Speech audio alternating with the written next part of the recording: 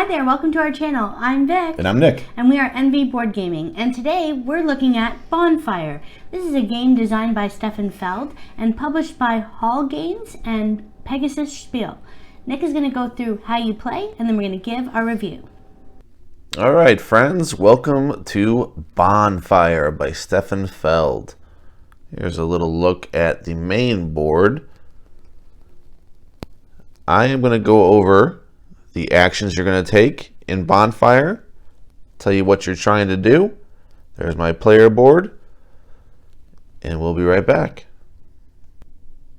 All right, the first action tile I'll go over is the Receive a Task action tile with this black circle and the red background.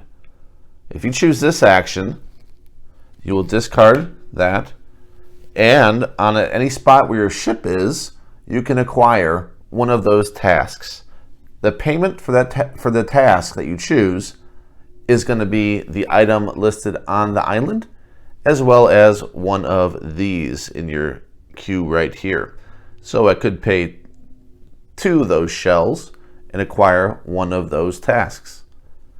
Let's say I did that. Let's say I spent 2 of these resources right here, the shells, to acquire this task, which is saying that if I have any cards that is a payment of that flower, I will have achieved that, and I will light the bonfire. That's what the other side of it is, a bonfire. So I spent 2 shells, I flip this over and show that I have claimed that, and I put this on my player board. That is receiving a task. Another option up at the top of the board is receiving a guardian. That would be this action tile. It has another thing called a procession as well that you can use this for, but to gain a guardian you have to use this action tile with the guardian depicted, and you have to be on a spot with guardians. So if my ship were on this island where there are blue guardians, I could spend that action tile and take one and put them at the beginning of my light path on my player board. Another action is to move your ship. Moving your ship also comes with a bonus action, and those bonus actions are what I just showed you with the receiving a task or a guardian. So when you move your ship, you're going along these lanes right here that you can see the lighter blue areas. So that would take 1 ship movement. If I wanted to move over here, it would take 2 ship movements. I would just spend 2 of these tiles. Once I do that, I can optionally do a bonus action of either one of these, depending where I landed. So in that situation, I would do one of these to claim one of these tasks. Optionally, I could also do the same. It's the same type of thought if I were to go here, just spend an extra movement, because that'd be 3 movement, and I would take one of these guardians by spending this instead of this. And that's how you use the shipping action. Next is building a path. So I'm actually going to scroll down a little bit over here. That should do it. Down at the very bottom of the board, you have these paths that go around your player board, and I'll grab a empty player board just to show you. We start with 1. This one connects right here at the beginning of the game. So you have 1, and you're going to go clockwise around this board, and it shows the cost right there. So you need 1 of those green tiles to build a path. I would spend that, and I can take from one of the 4, or I can draw from the top of the deck to acquire one of these sources. You get bonus points if you have the color matched with the color from the bonfire. So these 2 yellows would be ideal. Yellows, these gold yellow ones, are more difficult. They're the most difficult, hence they're worth the most points. The red are the medium, and the blue are the easiest. So you are benefited to put your bonfire tiles, your task tiles, in this spot, in the spots that are adjacent or across from the correct color. But you do not have to. They will just give you bonus points at the end of the game. And that is building a path. Another option here is this purple one here. It's Visit the Great Bonfire. That is this rondel right here. If I spend 1 I can move this one spot clockwise and take 2 of the 3 options there. One option is a resource, another option is an action tile, and my third option is what's called a portal, which we'll go over soon. But you can take 2 of those 3. If you spend 2 of these, you can move this spot another spot instead. You do not get the spot you passed, you're instead picking this one. If you spend 3 of these tokens, you can move wherever you would like and take that as well. So you can see there's actually a spot for victory points, but everything else in that spot right there is usually or always going to be a resource, except for here where you get victory points.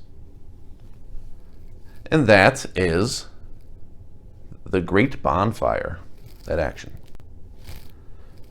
Next, and last, I believe, yes, this is the last one, which I'm going to go over some more details on these, but this one here is recruiting cards. They're recruiting gnomes.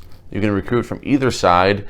These are on the right side are more focused on end game, but you'll get them. You'll get victory points as soon as you acquire it. But it's better for end game because obviously you'll have more things at the end of the game, which will pay off better. These are all focused on during the game. So like this one, I can go ahead and spin that 1 extra, as opposed to only doing 1 with the Great Bonfire action that I just showed you. This person would let me go ahead and spin it +1 when I spend 1. Gives me more versatility when I do this action. And there's various other ones for the high council seat, for moving your ship, and so forth. So that's this, and what you do, you have to spend either 2 action tiles and the resource depicted, or 1 action tile and 2 of the resources depicted on the card. And you would take that card, you have slots for it underneath your player board, which I'll show you right now. You can have up to 6 right at the bottom. You just slot them right at the bottom. You can have up to 6 of those cards. Doesn't matter which color they are. And that is recruiting a gnome into your city. Now let's go a little bit more detail about your player board. All right, on my player board, you can see a few things here. First of all, we have a starting guardian that starts at the very left. They are going to move clockwise around these paths once I build those paths out. I also start with one of these tiles randomly from all of them that get shuffled in. It's always going to be the same set, but you're going to shuffle it randomly. You're going to get 1. At the beginning of the game, you can choose if you want this one or the very middle tile in your setup right there. So I can take this one or this one to start. I'll just keep this one. So I will get these tiles. So I had already spent that in my example, so I'll just take that back. And you get these 2 that can be anything you would like them to be. One rule is that 2 of any tile can be a tile of your choice. It's the same thing with resources. So I can make these 2 resources into that shell if I needed to in a crunch. So if I needed 2 shells, I don't have 2 shells. Also, gold is wild. Technically, I do have 2 shells, but if I needed 3 shells, I can spend these 2 resources of my choice, and now I have 3 shells. That is going to be the same exact concept with the action tiles. I can spend 2 of these if I wanted to do, if you need to spend 2 of those path actions. I can spend 2 of these to make this 2 squares in case I needed the action tiles for there. Because over here you can see it actually costs 2 instead of 1 like I showed you of these actions to get a path tile. So now let's show how everything intermingles as far as the actions. So we know when I get one of these path tiles, I put one of the path tiles out here of my choosing clockwise around here. Here we get the bonfire, so I can put them anywhere. I just can put them, I would probably line them up with the blue because this is a blue one. You can see that here. So I probably wouldn't put in these 2 because these are red and yellow and I get bonuses if I don't do that. So maybe I'll just put it right there. The portals that I mentioned they all go right here in this little divot, and they all have symbols that they need. If you cannot put the symbol of the portal right there that matches, you cannot do the portal action. So let's say I was able to do get a portal that I need in that spot, I have to go counterclockwise, and there's arrows that show that. So it's the exact opposite of the light path. I have to go counterclockwise. So let's just say I slotted this. And let's just say I slotted them all. So there's no worries. Then I could move guardians into bonfire spots if they have a portal to cross over here. So if I had this matching and I did an action called like the procession, and remember I didn't really mention it, that's the only action I didn't mention because we were just acquiring guardians with this. You can do a procession just to move your guardians. So if I wanted to move them one spot, I can move my person to one spot and I would gain the resource here. And let's say that I had a bonfire in that spot. We'll get a gold one. There's a gold one. This one is having 3 of these gold card gnomes. Let's just say I had those for argument's sake. I now have this matched up. I could spend one of those procession movements to go ahead and put my guardian here if I had the portal that matched. So I would need this portal. But if I did, I can spend one of these, move them again, put them here because they're going to score at the end of the game. Now, assuming I had those 3 gnomes, that means I can turn this over and this bonfire is lit. I have accomplished this goal. I turn it over. On my turn, remember I just gave you all those actions and there were 2 actions I did not mention. They are separate. So you have 3 options total. One of those options I just showed you every action for. The other 2 options are very simple. One of those options is to put one of these workers on a high council seat on the board, which I will go to in a sec. The other one is to place one of your tiles on a spot in your board and get the action tiles for that tile. You cannot do that action unless you have 1 or less action tiles. So I would need to spend all these and leave myself with 1 or 0. Then I could put one of these action tiles. The thing about these is you benefit by putting common symbols adjacent, because in this situation I would get 2 of these path action tile tokens because I have put it next to 2 of these greens, and I would get 1 of these and 1 of these. So you're trying to build out, you also get things for that you cover. So I would get one of those wild action tokens if I covered that like that. So I'm going to get 1, 2 green tokens, a purple, a blue, and a bonus wild one, just by doing that action. So that's one of your possibilities. The other one I mentioned, the High Council. So if I accomplished a goal for this bonfire, I flipped it over. I can use my entire turn to put this worker over at a High Council seat. So let's go over that real quick.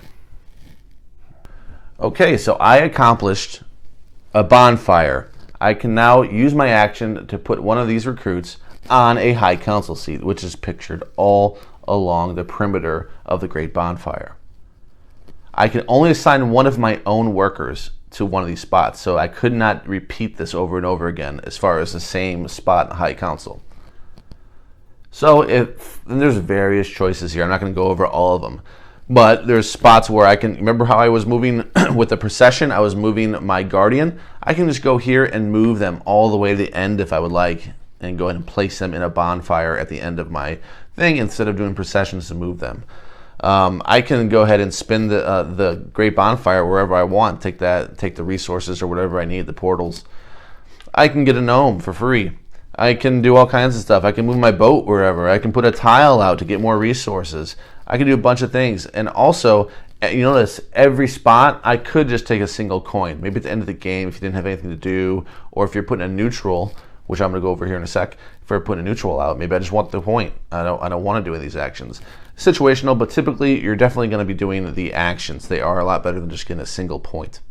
You can also just come here and get a wild action token and 2 gold. So if none of the actions appeal to you, boom, this one will, because it's a bunch of wild stuff. Because gold's wild, you get 2 of them, and a wild action token is awesome. Now, as a bonus action, this has nothing to do with your turn. You can do this as many times as you fulfill it. You can use a neutral, but you have to have the objectives filled. So you notice I mentioned there's only like 6 spots for cards. And it says 6 spots. So if you had 6 cards that you owned, the Gnome cards, any color, you can, as a bonus action, deploy this neutral worker, neutral recruit, to any of these high council seats that isn't already covered by a neutral worker. And they do exactly the same function. You also get 4 victory points for having been the one to accomplish that. But you're still going to do your normal action because, again, this is a bonus action. You completed an objective, essentially. You're getting rewarded based on what you want. But you're going to get the 4 victory points. You also have a spot here for bonfires, and that just depends if it's lit or not. If you actually accomplished all of your bonfires, you're going to get 7 victory points. If you just have the tasks in your tableau, you're going to get 4 victory points. Either way, you're going to go ahead and deploy this and get your points. And there's various, so the portals and so forth, they're all different spots. Having 5 guardians, another spot. So that is an option. The game is going to keep going until there are 7 guardians. In a 2-player game, it's 7 guardians. It's more than that in other player counts. In a 2-player and a solo game, for instance, it is 7 guardians, 7 recruits of any color. And then the end of the game will be triggered. In a 2-player game, you are going to go ahead and take these. In a solo game, it's a little different because there is something else that can end the game. But we're talking about a 2-player game. You're going to go ahead and take the countdown. This will also apply in a 3- and 4-player game. Take the countdown. There's going to be 5 actions each left. You can keep going, or you can say you're going to stop, and whatever is showing, whichever round left you're on, you're going to get those points, and you're done for the game. Typically, you're going to probably play out your actions. So there's going to be a countdown of 5 turns each player. And that is the gist. A lot of symbology that you'll have to learn, but it is not that heavy. You can see these are 3 goods that aren't equal to 3 goods that aren't equal, so having 3 the same. Once you learn the game a little bit, it actually is pretty simple, the symbology. But that will about cover what you're doing. There's plenty more rules, but that gives you an idea of what you're doing in Bonfire. All right, and we are back with our review of Bonfire. So this game, we are pretty fanboy of Stefan Feld. I think we admire his games already. So right off the bat, this game, we're, a little biased. We've played a lot of Stefan Feld lately, too. Think about it. We played Carpe Diem lately, Castles of Burgundy, Bonfire, of course, several times. What did we just play? Trajan, like 2 or 3 times in a row. Yeah, we're Felding it up recently. Oracle Delphi. Yeah, we've been playing a lot of Feld lately. Yeah. So this is our newest one that we've reviewed. So you want me to go through positives? Yeah. Start off with your positives. First thing, I'm going to say that the actions in this game actually are pretty rewarding. A lot of these games have an action where it's kind of boring. You just kind of have to do it, or it's just available to you. Even in Trajan, going up in the council seat, that's kind of boring. That's a boring action. This one I don't feel has one of those. It has, you can get cards, which is cool. It helps you either during the game or gives you points right now. That's a great action. I like all the actions. I like twisting the bonfire, getting rewarded that way. Deciding if you want to spend 2 to get something, or which 2 of the 3 you want to take. Yeah. And there's actually a dwarf card out there that lets you take all 3, which is awesome as well.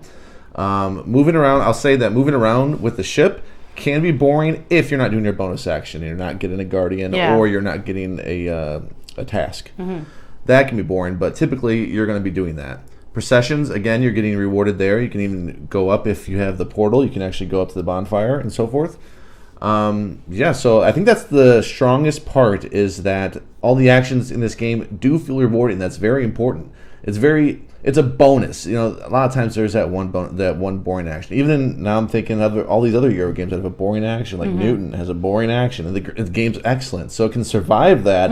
This game didn't need to do that. It didn't need to have that boring action just as a filler. It actually had gratifying actions throughout. I think that's my strongest point. I'll also mention that the components for a Stefan Feld Euro are actually pretty good. They have the wooden tokens. They're not just cardboard shits.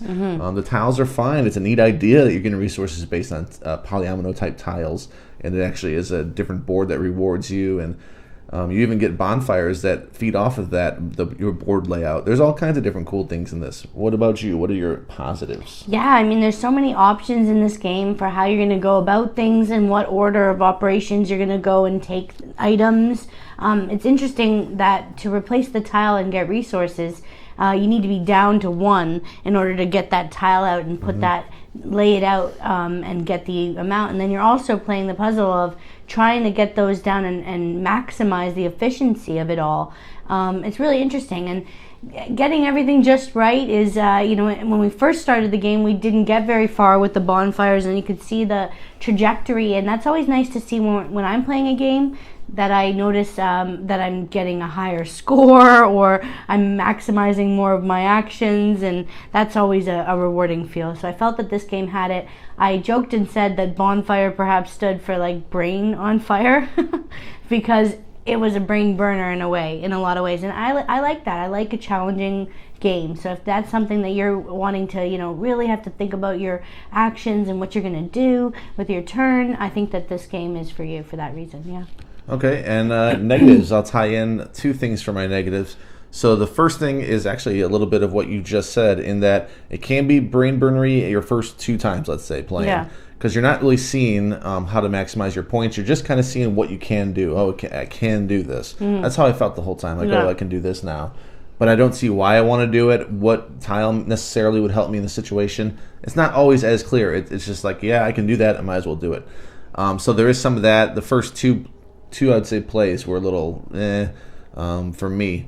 Another thing that tied into that was the portals, and that was part of the reason why it was to me, because I didn't realize, how important getting portals actually is, to the point where it's a negative for me. The portals, you need a portal in every single slot, and it's working the opposite way as your paths.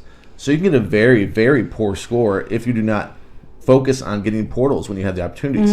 If you're trying to get resources and getting action tiles from the bonfire, the great bonfire in the middle, that can hurt you because you're not getting the portals that you need in order to get your guardians over and do all kinds of stuff. So it felt like there were too many portals. It felt like we needed half of those portals. Maybe 4 of them. Like if every 2 bonfires needed a portal would make more sense, because sometimes like that middle area would be moved so far away from the portal that I need that I'm just like, all right, well, I hope Nick spends all his actions to move this thing because I don't want to.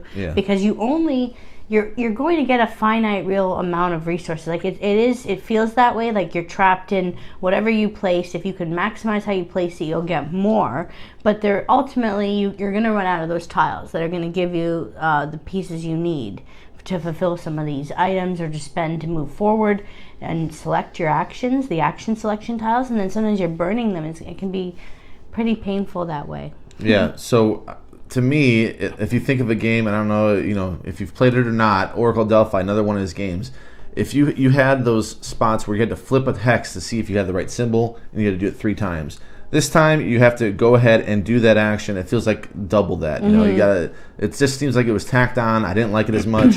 That is one, like a wasted type of motion in the game, is getting all these portals. It's like, what do I really need all these portals? It's not that exciting. Yes, I just praise the actions. The actions are exciting. That bonfire action I'm speaking about is an exciting action. I like that action. It's just that I feel like every time until I'm full, I have to get the bonfire as one of my 2 choices.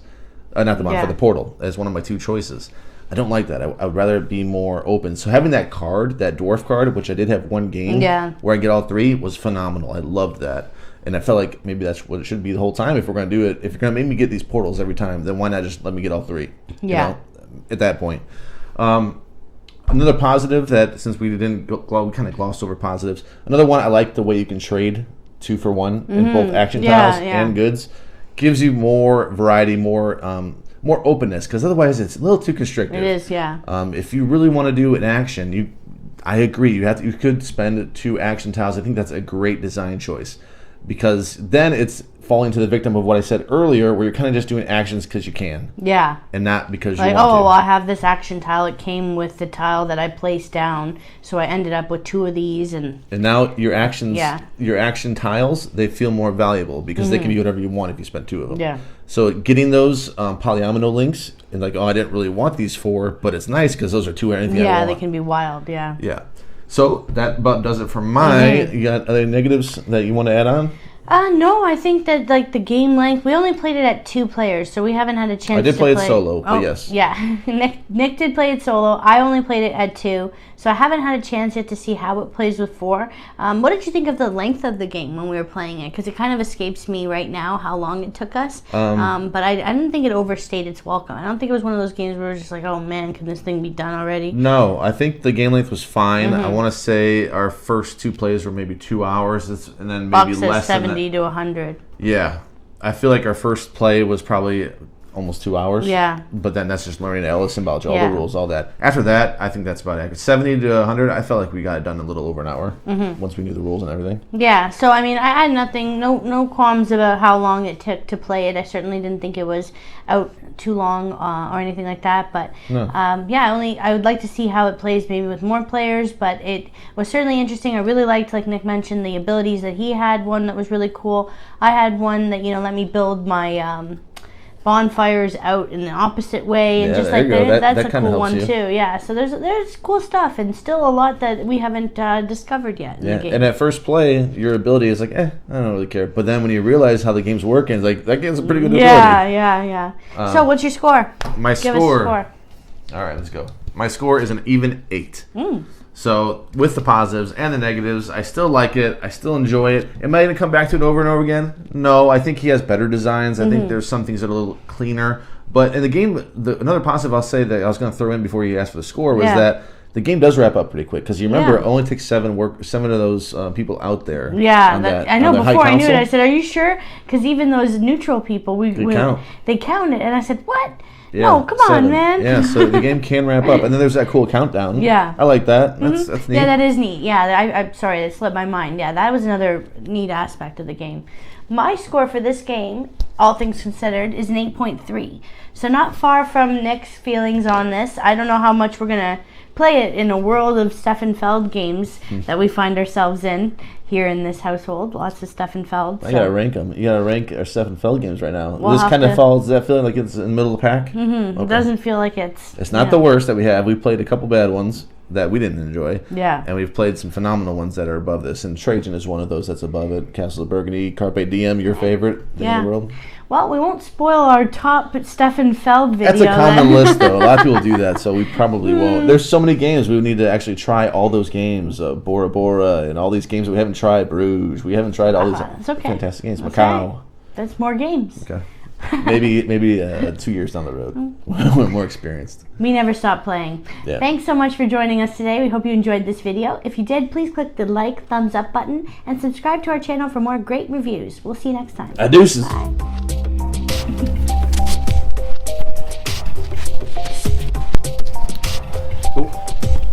I forgot part.